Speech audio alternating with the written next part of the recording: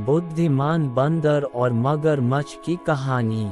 एक था घना जंगल जहां जानवर एक दूसरे के साथ बहुत प्यार से रहा करते थे। उस जंगल के बीच एक बहुत सुंदर और बड़ा तालाब था। उस तालाब में एक मगरमच्छ रहता था। तालाब के चारों ओर बहुत सारे फलों के पेड़ लगे हुए थे। उनमें से एक पेड़ पर बंदर रहता था। बंदर और मगरमच्छ एक दूसरे के बहुत अच्छे दोस्त थे।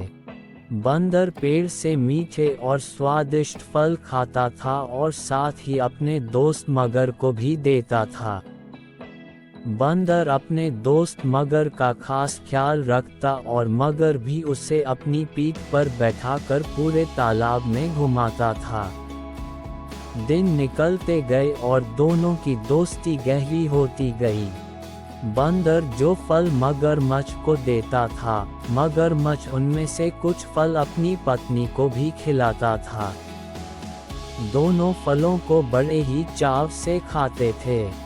बहुत दिनों के बाद एक बार मगर की पत्नी ने कहा कि बंदर तो हमेशा ही स्वादिष्ट फल खाता रहता है। जरा सोचो उसका कलेजा कितना स्वादिष्ट होगा। वह मगर से जिद करने लगी कि उसे बंदर का कलेजा खाना है। मगर ने उसे समझाने की कोशिश की, लेकिन उसने नहीं माना और वो मगर से रूठ गई। अब मगर को न चाहते हुए भी हाँ बोलना पड़ा। उसने कहा कि वो दूसरे दिन बंदर को अपनी गुफा में लेकर आ जाएगा, तब उसका कलेजा निकाल कर खा लेना। इसके बाद मगर की पत्नी मान गई। हर दिन की तरह स्वादिष्ट फलों के साथ बंदर मगर का इंतजार करने लगा। कुछ ही देर में मगर भी आ गया और दोनों ने मिलकर फल खाए। मगरमच्छ बोला कि दोस्त, आज तुम्हारी भाभी तुमसे मिलना चाहती है। चलो, तालाब की दूसरी ओर मेरा घर है, आज वहां चलते हैं। बंदर झट से मान गया और उछलकर मगर की पीठ पर बैठ गया। मगर उसे लेकर अपनी गुफा की ओर बढ़ने लगा।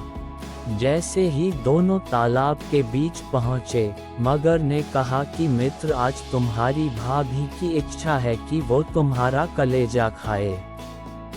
ऐसा कहकर उसने पूरी बात बताई। बात सुनकर बंदर कुछ सोचने लगा और बोला, मित्र, तुमने मुझे ये पहले क्यों नहीं बताया? मगर ने पूछा, क्यों मित्र, क्या हो गया? बंदर बोला कि मैं अपना कलेजा तो पेड़ पर ही छोड़ रहा हूँ। तुम मुझे वापस ले चलो तो मैं अपना कलेजा साथ में ले आऊँगा। मगर बंदर की बातों में आ गया और वापस किनारे पर आ गया। वो दोनों जैसे ही किनारे पर पहुंचे, बंदर झट से पेड़ पर चढ़ गया और बोला कि मूर्ख, तुझे पता नहीं कि कलेजा हमारे अंदर ही होता है।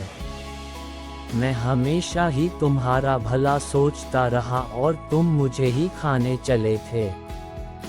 कैसी मित्रता है ये तुम्हारी, चले जाओ यहाँ से। मगर अपनी करनी पर बहुत शर्मिंदा हुआ और उसने बंदर से माफ़ी मांगी, लेकिन अब बंदर उसकी बातों में नहीं आने वाला था। कहानी से सीख। इस कहानी से हमें ये सीख मिलती है कि संकट के समय हमें घबराना नहीं चाहिए। मुसीबत के समय अपनी बुद्धि का उपयोग कर उसे दूर करने का उपाय सोचना चाहिए। अगर आपको हमारी वीडियो अच्छी लगे तो हमारा चैनल को जरूर सब्सक्राइब करें और कमेंट करके बताएं कि आपको हमारी वीडियो कैसी लगी। धन्यवाद।